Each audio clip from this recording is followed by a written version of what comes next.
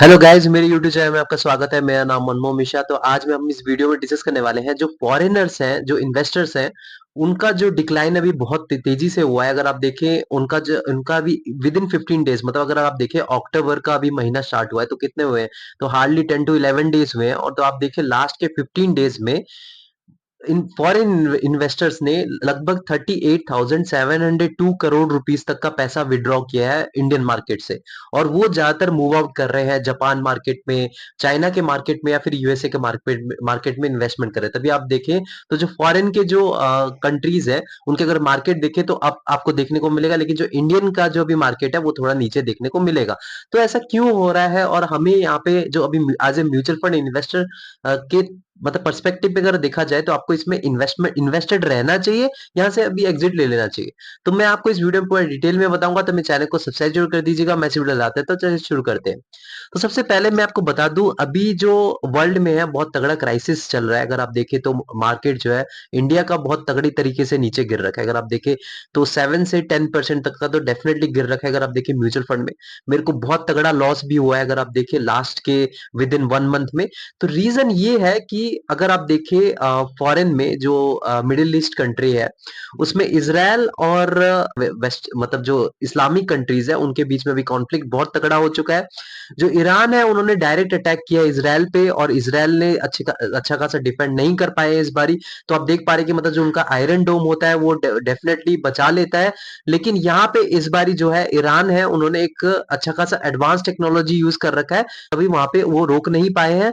लेकिन अब यहाँ पे प्रॉब्लम क्या है कि मतलब जो इजराइल है उन्होंने डायरेक्ट बोल दिया कि हम लेबनान पे अटैक करेंगे और वहां पे कब्जा करेंगे, क्योंकि वहां पे हिजबुल्ला जो है उन्होंने वहां पे अड्डा बना रखा है और लेबनान के लोग वहां पे सपोर्ट कर रहे हैं। तो ये जो है एक डायरेक्ट अटैक जो उन्होंने बोल रखा है, तो यहाँ पे जो चीजें है वो अगर इंटेंस की तरह हो जाती है तो डेफिनेटली हमको यहाँ पे प्रॉब्लम और देखने को मिल सकती है, आगे और भी क्रैश देखने को मिल सकता है। लेकिन अगर यहाँ पे जो चीजें नॉर्मल हो जाती है, देखिए वहां पे मिडिल ईस्ट कंट्रीज जो है, इसराइल है, वहां पे वो डेफिनेटली कॉन्फ्लिक्ट हमेशा रहेगा, उसमें कोई दो राय नहीं है।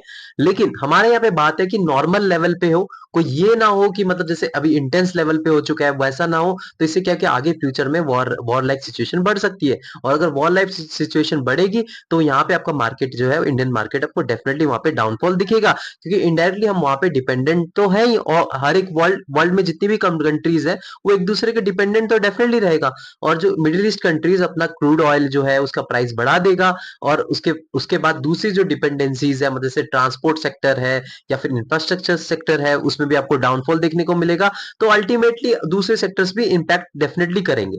तो यहाँ पे जो एक क्रिटिकल सिचुएशन आ गया है, तो उस चक्कर में क्या हो गया कि यहाँ पे अभी जो इंडिया में ये प्रॉब्लम आया था, आपने सुना अभी जो इलेक्शंस भी चल रहे थे, अभी जो जम्मू कश्मीर इलेक्शन, हरियाणा का इलेक्शन, तो वहां से भी मार्केट और भी नीचे चला गया। मतलब जो नीचे तो गया ही था जो इसराइल और ईरान के वॉर में, प्लस अभी ये जो चीज है उसको और भी बूस्ट अप कर दिया। और जो हमारा म्यूचुअल फंड अगर आप देखिए सबका पोर्टफोलियो 7 से 10% तक का तो गिरा ही। अगर आप स्मॉल कैप या मिड कैप फंड में इन्वेस्टमेंट करते हैं तो आपको डेफिनेटली पता चला होगा, लेकिन लार्ज कैप में 2 या 3% ज्यादा ज्यादा गिरा हुआ आपको देखने को मिला होगा। तो यहाँ पे जो ये चीज जो गिरावट आई है, ये तो चलो ठीक है कि हाँ कुछ एक न्यूज आई है, पॉलिटिकल चीजें चलती रहती है, गिरावट आई है।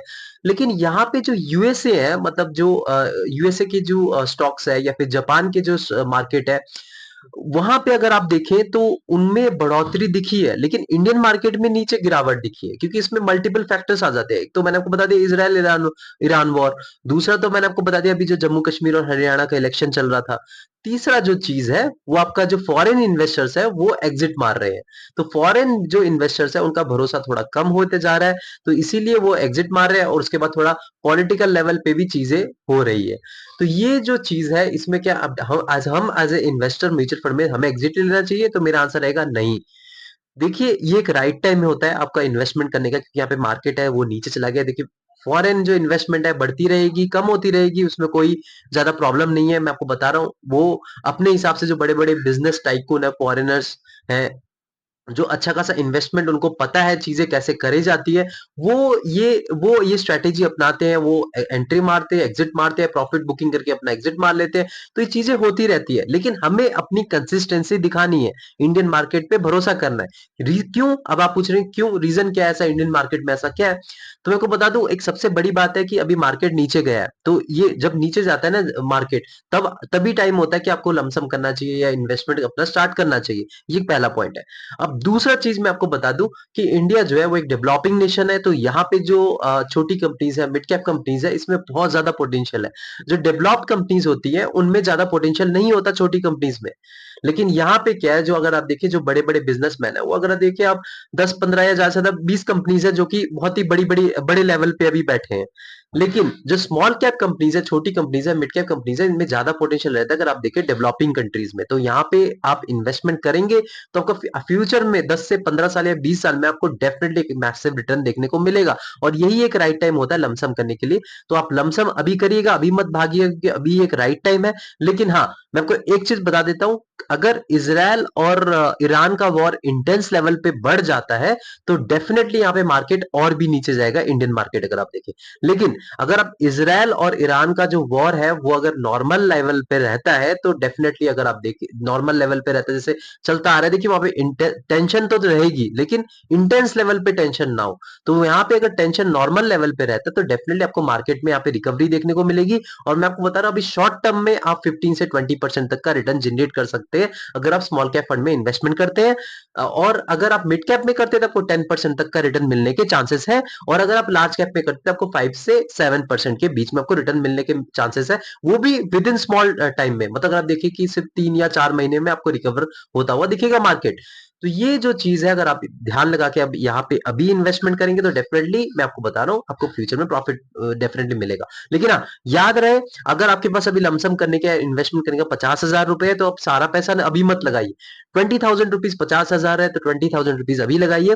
अगर फ्यूचर में वॉर अगर इंटेंस होता है इराक सॉरी इसराइल और ईरान के बीच में, तो यहाँ से मार्केट और ज्यादा नीचे जाएगा, तो तब आप और लमसम कर पाएंगे। लेकिन अगर आप अभी से ही 50,000 रुपए लगा दिए और फिर वहां पे अगर वॉर इंटेंस हो गया और नीचे से गया मार्केट, तो तब आप मेरे को ब्लेम करें, बोले यार ये क्या करवा दिया। तो इसीलिए मैं कह रहा हूँ, आप खुद डिसीजन लीजिए, यानी कि मैंने बोल दिया और आपने जाके इन्वेस्टमेंट कर दिया। मैं आपको जस्ट बता रहा हूँ सिनेरियोज की, हाँ चांसेस क्या है, क्योंकि ये चीजें अगर आप फॉलो करते हैं तो आपको डेफिनेटली एक अच्छा खासा रिटर्न मिल जाता है, क्योंकि मैंने खुद फॉलो किया है और मैं आपको बता रहा हूँ मेरे को एक अच्छा खासा रिटर्न मिल रखा है। तो मेरे चैनल को सब्सक्राइब जरूर कर दीजिएगा। मैं इस वीडियो लाता रहता हूँ। Thank you.